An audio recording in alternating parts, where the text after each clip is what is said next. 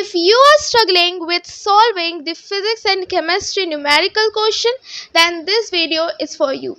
In this video, I will going to explain how I approach to these questions and also how I solve the numericals and scored good. Okay, so for your information, I am Shreya. I am now currently pursuing BSc Honours Zoology from Hindu College, and in my class 12 I scored 98.6% with 95 in physics and 100 in chemistry.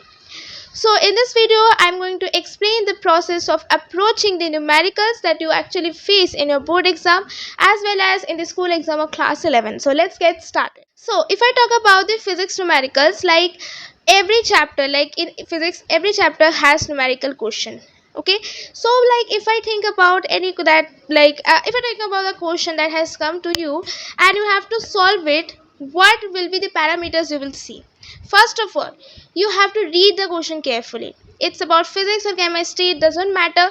It matters that you have to read the question carefully. You have to read line by line and understand what is the question about, what is it asking you, what to solve, which to solve. Do you know any formulas? These are the question you have to answer now. Okay, first of all, you have to read the question carefully, line by line you have to read. Next thing, you have to find out the values given. What are the values given in the question? Third thing, you have to write down the values in your answer sheet. Let's suppose the velocity is given this, the mass is given this, like this. You have to write all the values that are given in the question in your answer sheet, and with being very cautious, because if you don't write these same values, then you will end up getting the wrong answer. So it's very important to write with cautiousness, write carefully. Okay, next thing I have to do, you have to find out which value you have to solve for. Okay, and you have to write, let's suppose you have to find the velocity, so write velocity is equal to question mark in your answer sheet. Okay, then after reading the question, after writing it, you have to think about the formulas that you know. You have to remember the formulas. Okay, and in physics, there are very less question, there are very less question in which you have to just put a one formula, you have to just put the values in one formula and you will get answer. There are very less, there are very few questions here. Okay, many of the questions require you thinking about, and it's a complex mixture of many formulas, solving and proceeding to one another. Okay, so for that, what you have to do, first of all, you have to think about that to solve that value, what formula you know. Like let's suppose you know a formula but you don't know the values in the formula, or it is not given. So you have to think about how that values can be solved by using another formula. Like I'm taking an example. Let's suppose you have to find a velocity and you know the formula, but in the formula there are the variables that you the value of the variables are not given in the question. Then what to do? Then you have to think about the formula that will actually get solved into that variables, and I have to use that formula. Okay, that means first you have to use first formula, then you will get a value, then put this value to the final formula and you will get the final answer. That is what I'm asking. And remember, for physics, calculation is important, but formula is also important. Okay, and also in some physics question, concept is required. In not some, I will say all the questions of physics requires concept understanding, because if you are not clear about the concept, if you don't understand the concept, it will be very difficult to solve each and every question of physics, the complex question of physics that actually comes. And for that, you have to first understand the concept of the chapter, what is it talking about. You have to understand the chapter fully. Okay, it doesn't depend on whether you are making notes or not, it doesn't depend, but concept understanding is very much important here. After that, what you have to do, you have to solve the question. First of all, solve the all NCERT questions, because in board and CUET, NCERT questions are very much important. Though they are direct, some are complex, but most of them are direct. But from that direct question, the board examiners and the CUET examiners will frame the complex question. So it is very important to solve the NCERT. Next thing what we have to do is to solve the previous year question. As in previous year questions, there are many complex questions that you will face. Okay, and that complex questions are very much important, and you have to solve that, okay, with concept understanding with the formula that you have revised.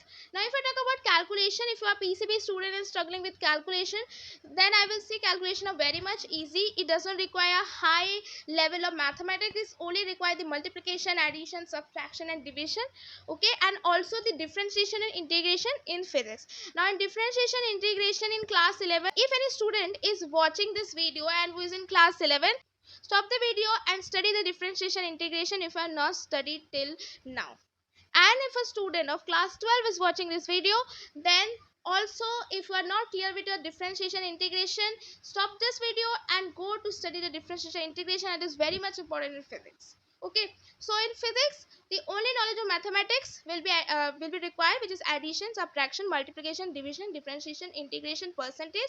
Okay, so differentiation integration is very much important. There are many videos that are available on YouTube that explains you, that demonstrate you the concept of the differentiation and integration. Okay, so these are the approaches of solving numericals in physics. Now if I talk about chemistry, so in chemistry there is physical chemistry that actually require the solving of the questions from the values given and from the formula that you will remember.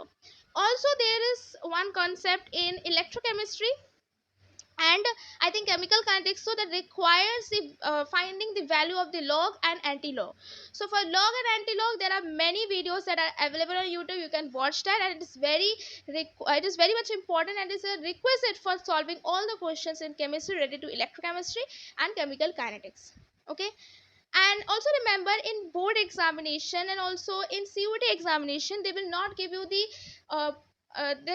to find the log of the complex numbers like 3.7 or 8.4, because they don't actually provide you with a log table. They will only give you that questions that results in the finding the log of simple numbers like log 2, log 3, log 4, log 5, log 6, like this. Okay, and they will also provide the value of that log 5 or log 6 or log 2. They will provide the value. If they don't provide the value, then do remember all the log values till 10, because it's very much important. And anti-log questions will not come because they are like very rare in the chemistry, but you should know how to find the anti-log. Okay, so first thing is to study about log and anti-log if you have not studied till now.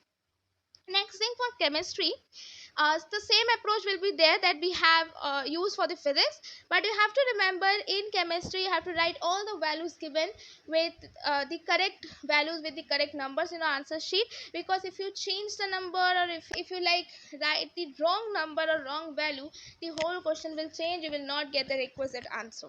Okay, so it's very much important.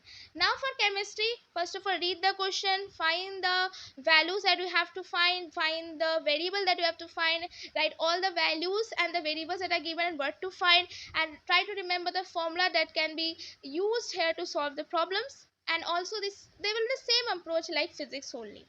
The next thing about calculations I want to add, if you are very poor in calculation, what you have to do daily, you have to solve like 10 to 20 calculations, or 10 minimum 10 calculations of addition, subtraction, whatever you are like poor in, whatever you are not able to do.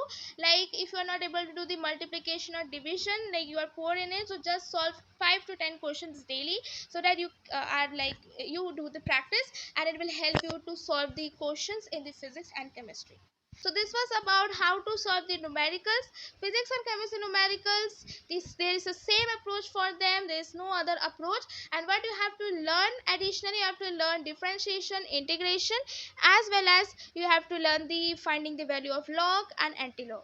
So this was a video. This was a short video explaining how to solve numericals, how to approach numericals. So thank you everyone for watching this video. Hit the like button, subscribe to my channel, and comment if you have any doubts. So thank you.